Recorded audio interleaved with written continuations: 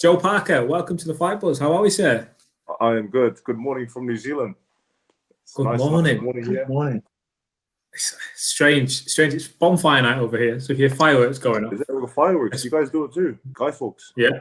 That's still going on as we speak. Before we get into all boxing business, Joe, coronavirus. How is it over there now, and how is it hampered or maybe not hampered your training camp and fight schedules? With the virus here in New Zealand, we're quite fortunate that we got on top of it in the beginning, both times, and now we're able to have a crowd now in events. We had an event last week with 7,000 people, a music event. So it's good that we can have the crowds, and hopefully nothing interferes with the fight that we have lined up for the end of the year, for the 12th of December.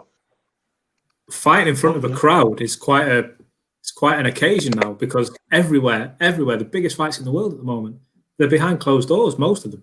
Oh yeah, like we saw. Many of the fights that you guys are putting on there in the UK. We saw Whyte Povetkin. We saw the one last week. All these fights are behind closed doors. So I would like to ask them how it feels to be fighting behind closed doors. What did you think of that Chisora Usyk fight? It's quite good, wasn't it? Oh, it was a good fight, entertaining fight. Chisora came out firing. It was good. I want to get straight into your fight. Junior Fa it's a big deal in that part of the world. I think it's a big deal for the heavyweight scene every time Joe Parker comes back on it at the moment. But just talk to us a little bit about what you've got, the challenge you've got coming up in front of you. Yeah, Junior Fa is ranked. We're both ranked in the WBO, and he's undefeated. And we fought as amateurs 4 times. We live not far from each other, so for us, it's the only option of fights that we can have. I'd love to fly over to the UK and the US and fight some other contenders in the top 5 or 10 in the world. But for us, with the COVID, and this is the only option that we have. So we're taking it with both hands, and it'll be a good challenge and a big fight here in New Zealand. I wanted to put this to both of you guys, because you guys know the sport of boxing better than I do. You say you know Junior. I was looking through your records before. You guys have met, correct me if I'm wrong, 4 times in the amateurs. It's a 2-all tie at the moment. Yeah. What is it like? What is it like when you're fighting somebody that you know? Because they say familiarity, it breeds contempt. You get to know things about your opponent and everything else. So when you have that familiarity, what's that like? What would you say, Dean? Do you know what? It kind of makes it more tricky, I think, because it's like sparring. When you have a sparring partner in your regular spar, it kind of, everyone cancels out each other because you know what you're going to do. Everyone knows which way you're going to slip. You always miss. When me and Dill were sparring, we used to spar all the time. I used to try and, I was just a little bit monster reckless trying to get him out of there, because I'm just saying, this is what they're going to do to you anyway. You get what I'm trying to say? So I was, in the beginning, I used to take a lot of punishment, but when I understood it a bit more, a lot of the times I knew which kind of shots he was going to throw. I knew like that left hook, because I think even my head's a bit bent a little bit. I ate so much. I ate so much of the left hooks, it was mad. I'm like, how do you keep catching me with that shot? You know what I'm trying to say? I mean, you just get familiar. You both understand the distancing, and so it's just kind of one of them things. It's kind of, that's why I always say to people trying to change it up. Don't spar with the same people too much, because it will breed bad habits as well. You know what I mean? Because obviously you get complacent a little bit because you're doing certain things and you're getting away with that. And then when you go and spar someone else, you're thinking, well, how come this isn't working? It's because you two know each other.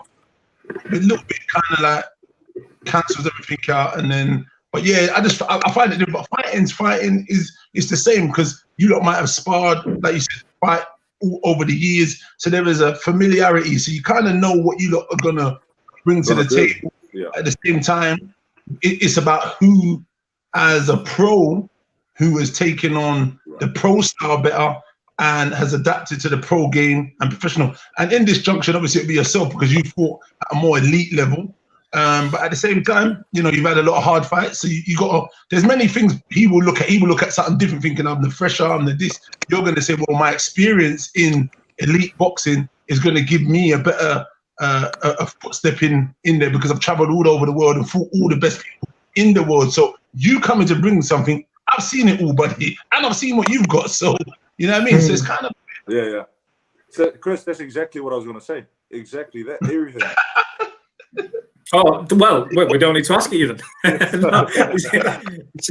So you're on board with that then? You're thinking you know what he's about, but it's maybe a slight concern. I don't know. Is it not a concern that he knows you? So he knows if you've got a certain type of feint, or if you know that you've got a certain trick up your sleeve. Well, he might have seen it before. Yeah, we are, like Dean said, we are quite familiar with each other and the styles because of those fights and seeing each other fight along the way. But the only difference is that in the professional game, like Dean said again, a lot has changed and a lot has happened. And so we're just not sure if he's adapted well into the professional game or not. He is 19-0 with some knockouts, but we haven't really seen him being tested yet. So it's a great opportunity for me to test him. Mm-hmm. Is it this fight as a whole at the minute? Because first and foremost, right, it's the heavyweights. And heavyweights, you know the old saying, there's the heavyweights, then there's everyone else. The heavyweight division is what people look for.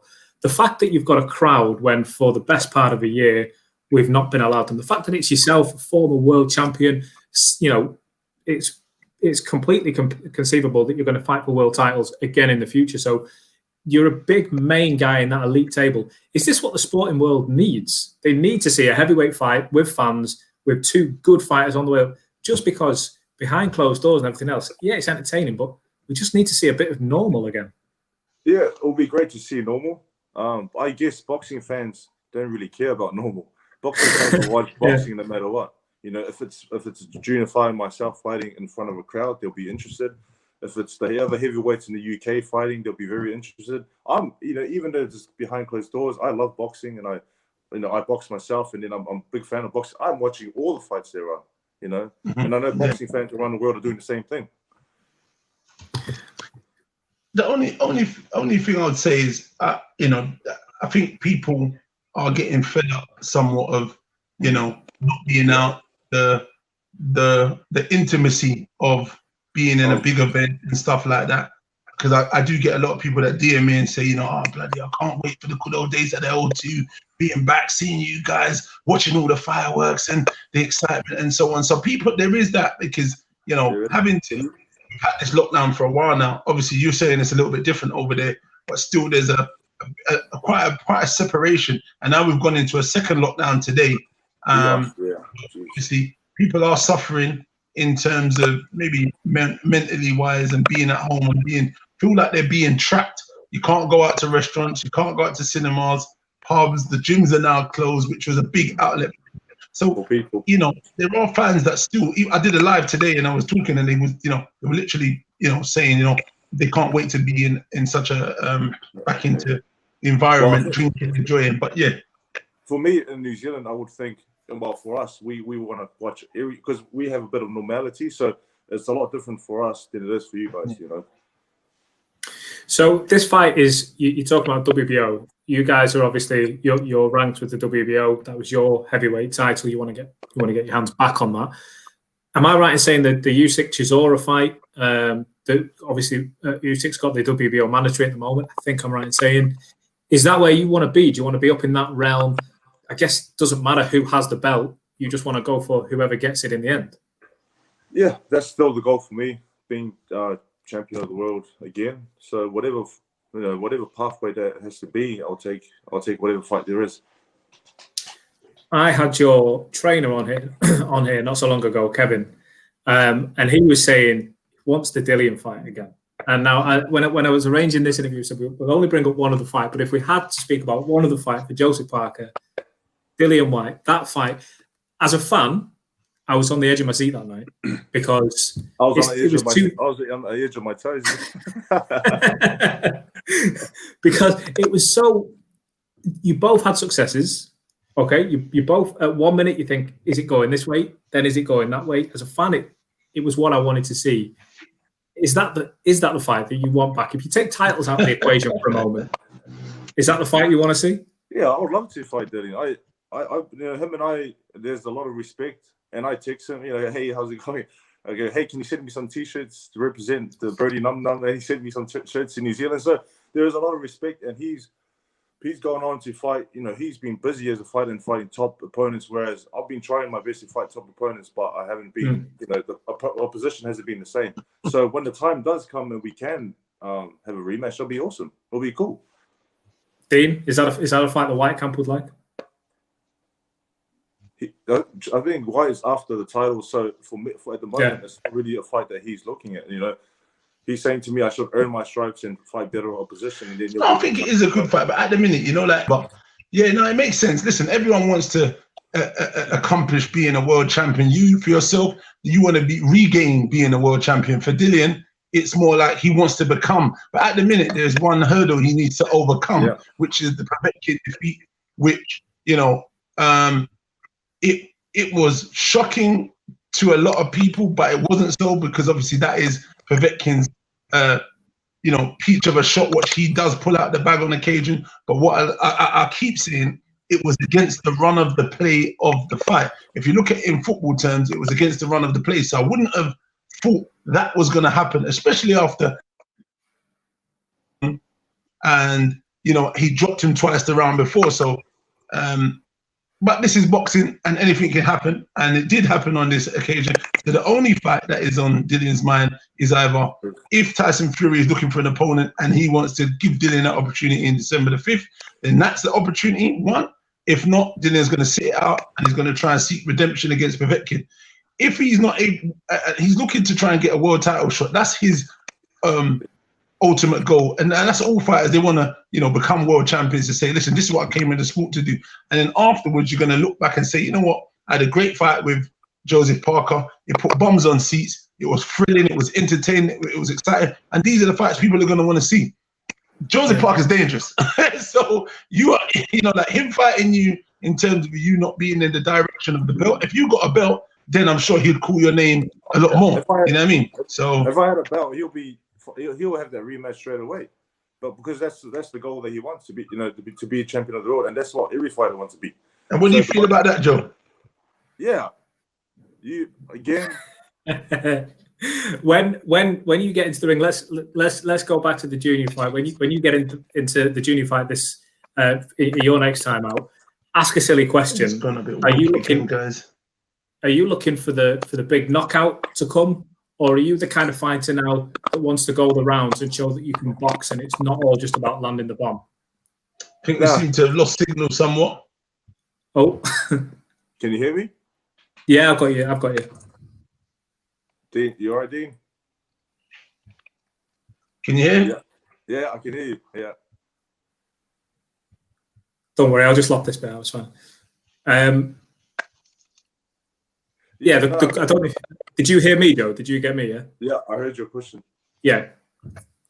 Yeah. So it's not really about bums and seats anymore, and trying to fight and go the rounds. For boxing, you have to be entertaining, and boxing is like, you know, boxing is one of those sports where knockouts are count, and knockouts are the ones that make people interested in you, you know, and you as a fighter and what you can do in the ring. So going into every fight, the goal is to get a knockout. So, you know, as long as you do the right things in the ring and you're in your game, back the knockout will come. I think it went on a torrid run. And do you think just very quickly, because I know we're coming up to the 15-minute mark, just very quickly, junior fight, if he's looking at Joseph Parker when he comes in, right, I've got Joseph Parker next, big experienced guy, former champion, done the round with some of the best in the world, is it in his mind to think, I've got to just get him out there, I've just got to go in and throw some bombs, and that makes it, like you say, you want the knockout, or is it in his interest to try and think, right, I'm just going to try and box him, I'm just going to try and keep range, don't get anywhere near him, don't let him pull the trigger, and just try and get him out there? This is his opportunity to make a statement. So if he does come out firing and backs himself and backs his power and his height and his reach, then that's going to be a war. And I love wars. As you can see, as you saw with the Whyte fight, we went toe to toe, and you know, he pushed me back, you know, and it was a great fight. You know, we both threw big bombs. Just finally, do you know why I love fights on the other side of the world from us? And I said this to Kevin a few weeks back as well. The reason I love it is we don't have to go out and get a load of beers in and try and stay up till 4 o'clock in the morning. I can watch it with my breakfast. I love that. And it's honestly, it's one of my most enjoyable experiences. So, Joseph, I cannot wait for the fight against Junior Far. Genuinely interested in it. Obviously, been following you for a while. Looking forward to seeing, hopefully, all the doors back open again soon and seeing you back on that world stage. Oh, yeah. I'm looking forward to the end of the year. And hopefully when the borders do open, I look forward to catching up with you guys and having a nice breakfast and be watching fights as well. Yes, Joe. Yes. Yeah. Dean, good to see you, my bro. You too, brother, man. I'm going to message you anyway on Instagram and we'll kind of chat anyway.